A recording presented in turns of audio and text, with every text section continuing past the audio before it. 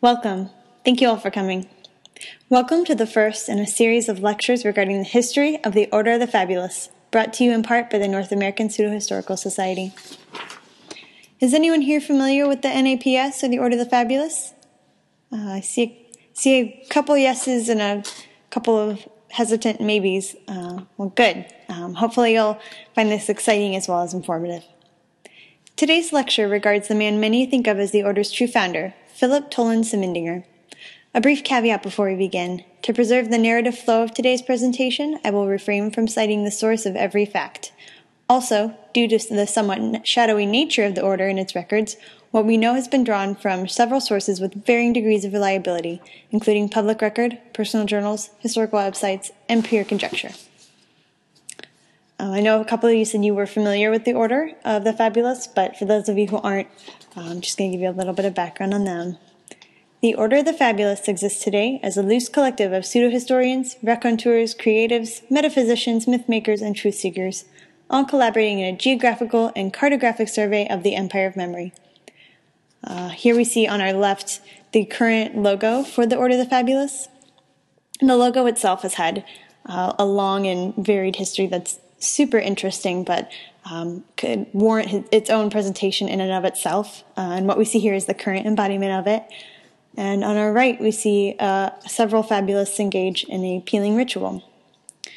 For those of you who are still a little bit unsure about what the Order is and kind of what it's about, I have a quote that I believe summarizes the Order of the Fabulists clearly and succinctly. Things men have made with wakened hands and put soft life into are awake through the years with transferred touch and go on glowing for long years. And for this reason, some old things are lovely, warm still with the life of forgotten men who made them. D.H. Lawrence. The Order of the Fabulists as we know it today officially began in the late 1970s at the convergence of the New Organics movement and the newly formed aesthetic of glam rock. However, its roots go back through the river of time even further. After exploration by traders and trappers in earlier centuries, the first European-American settlers arrived in what is now Newark, Ohio in 1802, led by General William C. Schenck. He named the new village after his New Jersey hometown. William Cortenness Schenck was born near Freehold, Monmouth County, New Jersey, January 11, 1773. Unable to decide whether to pursue law or medicine, he studied both and followed neither, pulled instead by the lure of the West. General Schenck became one of the most prolific surveyors in the Northwest Territories. In the 1790s, he became fascinated with the fertile lands of Ohio's Miami River Valley. So on our left here, we see an image of William C. Schenck's final resting site in Franklin, Ohio, another town he helped found. Unfortunately, we are unable to find a confirmed photo of the general himself while he was still alive, but we do know for sure this is where he is now. And on our right, we see a map of the area that he was most interested in, and again, that was the Ohio Miami River Valley. During these early explorations, Phillip Toland Simmondinger, a fellow U.S. land surveyor, came across what is now known as the main headquarters of the Order of the Fabulists. Born to a family of moderately successful New England farmers, Simmondinger too heard the siren call of the western horizon, and so set out with General William C. Schenck to survey the area just outside of what is now Newark, Ohio. Little is known about Simmondinger's life prior to his epiphany. What we know from records is that he paid all bills on time, kept a brief, unemotional correspondence with his mother in the early years away from home, and to all appearances led a most usual and uninteresting life. All this changed sometime in the fall of 1818. While on a routine monumentation check, Simmondinger felt a sudden jolt of energy, followed by an intense feeling of calm. He wrote about the sensation in his journal, available in softcover and audiobook on Amazon.com. Do I have any interested volunteers who would like to read the following quote that we have on the board? Yes. Yes, you can use a voice if you choose. I felt in my bowels a most peculiar sensation. Beginning deep within my substance, I felt an exceeding strange rumbling as before the breaking of wind. What followed as I traveled through the space was not the aforementioned flatulence, but rather an intense calm and rejuvenation that spread throughout my entire figure in a series of waves. all thoughts vanished save one, which chimed on and on like the peals of a bell. The breath of light inhales and exhales. The breath of light inhales and exhales. The breath of light inhales and exhales. Despite obloquy to the contrary, it had in fact been some time since my last bit of seasoning, and I'm certain my wits were about me. Most peculiar indeed. Oh, that was great. You are really good at voices. Yeah, and that was from Simmondinger, P.T. Man Memory and the Private Literature Thereof, from Survey of a New Destiny, compiled by Harry Selden and printed in Bloomington, Indiana. According to Simmondinger, the episode was so brief and yet so intense that though he insisted he was sober and of sound mind and body, he found himself questioning his interpretation of the event, and indeed wondering if the whole thing mightn't be the result of something more terrestrial, a bout of indigestion maybe, or long hours worked with insufficient sleep. Simmondinger tried his best to continue on with what had up until then been a most ordinary life, moving on to other assignments throughout the rest of Ohio and the Indiana Territory. Nevertheless, whenever his mind would wander and he loosened the reins on his horse, he would always come back to find that they had wandered back in the direction of Newark. As the years passed, P.T. Simmondinger found himself less and less willing to stray far from the growing town as he spent more and more time devoted to trying to find the exact location of his first encounter, believing that if he could find the exact location, he could recreate the moment that had kind of defined his life. As he searched, he became increasingly open about his experience, hoping to convince others to join him in what had grown to be an all-consuming quest. It was around this time that the nation's interest in spiritualism began to take flight, pun intended. With so many sons, brothers, and husbands killed in the aftermath of the Civil War, the entire nation was gripped with mourning sickness.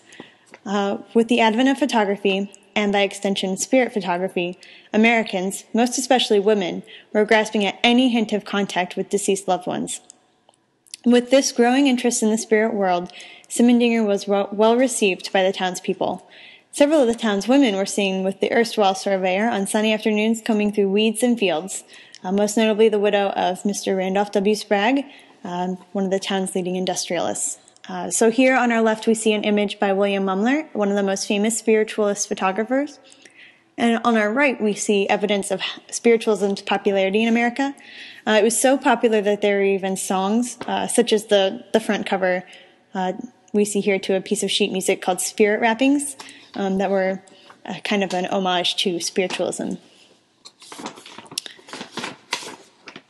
Time passed, and with it the belief that what Simmondinger had experienced was neither daydream or phantasm. One by one, his followers left the search to continue the daily business of living, and soon Simmondinger himself began to wonder if perhaps he had invented the event or inflated its importance. It is around this time that his journal should begin to show a definite shift from the somewhat stolid land surveyor to the tormented fanatic that would eventually come to be known as the Newark Nutter. Do I have another volunteer who would like to read this passage I have here? Yes. Yes, you with the shirt. 30 November, fitful sleep. Dreamed again of the breath of light. This time, as before, the breath inhaled and exhaled as a series of numerals, hovering just beyond my reach. Once more I am struck by a wall of desire. I must know what this means. And a wall of despair. What if it means nothing? Have I, in fact, lost my faculties? Did I ever truly have them? I think of Emma, of all I have left behind in this odyssey. Oh, 10101. I'm sorry, I will return. If only I can remember exactly where. I can return. And it says here the rest of the page is filled with incoherent characters. Yes, thank you. So the Newark Nutter, a name given to Simmondinger, began as an insult and over the years grew to be a sort of boogeyman of Newark. Whenever livestock went missing or objects were misplaced, he was said to be the culprit. There are even records of parents using him as a sort of threat to inspire obedience in their children, sort of like a Krampus figure. In fact, here we can see an illustration from a children's storybook of the Newark Nutter. He was said to be a kind of a wild man, part human, but also kind of part plant and beast. You can see here the kind of branches coming out of his hair. Pretty spooky. It should come as no surprise, however, that these stories were rarely substantiated, and even then they were proven, quote unquote, by hearsay only. There were, however, several confirmed sightings of a mysterious character around town limits around this time. And it should be noted that when one looks at rocks and structures that remain from this time period, there are several instances of a pattern of seemingly random lines and circles.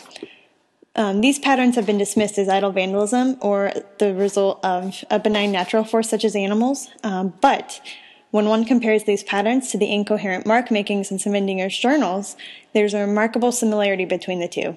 The theory that the two are related has never been confirmed, however, and it is in fact dismissed by the majority of my colleagues at the NAPS as conjecture, but I believe the similarities are too strong to be ignored. But that is a subject for another day. By the time Newark became a stop along the Pittsburgh, Cincinnati, Chicago, and St. Louis Railroad in 1885, Simmondinger had all but disappeared from society. It is unknown how or where he lived, but several documents report sightings of an elderly gentleman, quote, wild in appearance, bent double, eyes on the ground.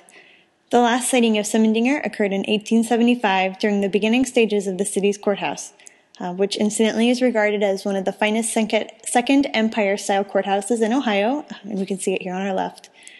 According to eyewitness accounts, as builders were finishing the courthouse foundation, a haggard, unnaturally thin man walked onto the site wearing little more than rags.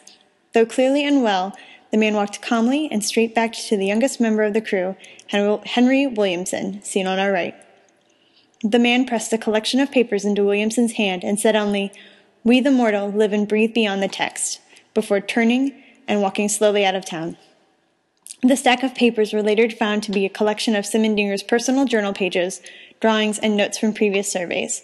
It is presumed that Phillip Toland Simmondinger died sometime around 1876 or 1877, though his body has never been found. Thank you all again for coming. I hope you've enjoyed this first lecture. If you've enjoyed this presentation, please join us in 2 weeks, February 12th, same time, same place for our next presentation, where we look at the controversy surrounding Henry Williamson and his own journey to discover truths. If you would like more information on either the Order of the Fabulists or the North American Pseudohistorical Society, please leave your email address on the clipboard provided. Thank you and have a great evening.